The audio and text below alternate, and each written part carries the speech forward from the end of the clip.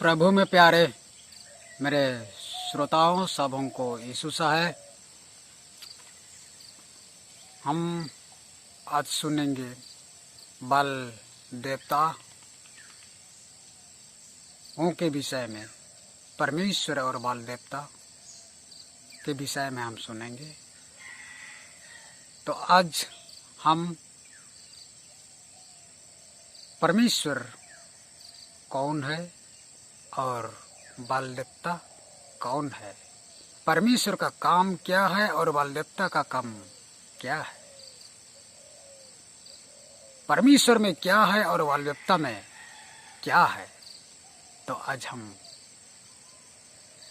प्रिय मेरे श्रोताओं, आज हम समझें बाल देवता में क्या है और परमेश्वर में क्या है। परमेश्वर में शक्ति सामर्थ्य, शक्ति सामर्थ्य है और बाल देवता में कुछ नहीं है। ना तो उसमें दया है और ना उसमें प्रेम है और ना उसमें सुख है। कुछ नहीं है, बाल देवता कुछ नहीं दे सकता, क्योंकि वो जाना पहचाना नहीं है। आज हम वचन में सुनते हैं यिर्मयाह के पुस्तक से, यिर्मयाह नबी से परमेश्वर कहला भेजता है यरूशलेम यहूदियों के लिए, जाओ और उस राजाओं को और पुरानियों को और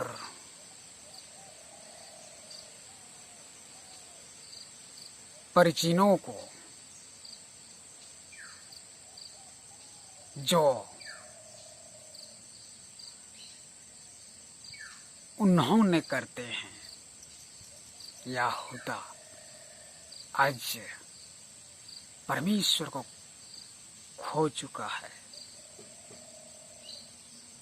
इस वचन में हम पाते हैं परमेश्वर को यहूदा छोड़ चुका है, खो चुका है। तो इसमें परमेश्वर को क्रोध होता है। परमेश्वर जब क्रोध करती है तो नष्ट विनष्ट होने वाला है, होता है। ये हम समझते हैं और जानते हैं। ये सभी लोग जानते हैं परमेश्वर से विरोध करने से क्या घटती है। इस प्रकार से प्रिय मेरे श्रोताओं, आज हम परमेश्वर को छोड़ किसी बल देवता को ना माने। जो मूसा से कही गई थी, व्यवस्था जो दी गई थी, उस व्यवस्था परमेश्वर ने मूसा को दिया था और मूसा आपने पटिया पर, पत्थर की पट्टी पर लिखी और उससे लोगों को, इस्राएली लोगों को सुनाया। आज भी वही इस्राएली लोगों के लिए यिर्मयाह नबी कहता है, वही व्यवस्था जो मूसा को परमेश्वर ने दिया था। तो आज हम उसके स्मरण करें। पहली आज्ञा हमें क्या बताता है, पहली आज्ञा में हमें क्या मिलती है।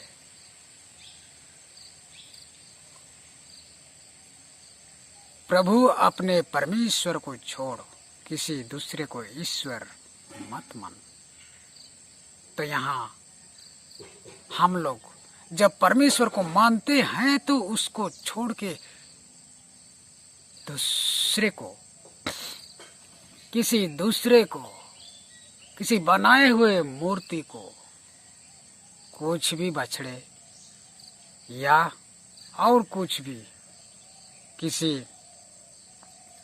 कुम्हार को बुला के मूर्ति बनवा लेते हैं और उसकी पूजा कर देते हैं, उसकी दंडवत करते हैं। तो वो तो अपने बनाए हुए चीज है, परमेश्वर तो नहीं है ना। जैसा हारून ने किया था, इस्राएलियों ने हारून से कहा, जब मूसा पहाड़ से सिनाई पहाड़ से उतरने को विलंब हुई तो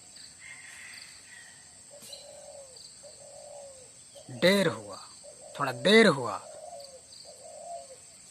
कुछ दिन देर हुआ, यानी कि 40 दिन। तो इस्राएलियों ने हारून से ऐसा करवाया, बछड़ा बनवाया और उसको दंडवत किया। तो ये दंड के योग्य होंगे या नहीं?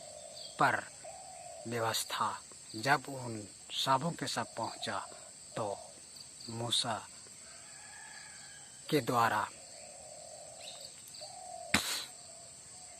तो इस्राएलियों ने तब समझा।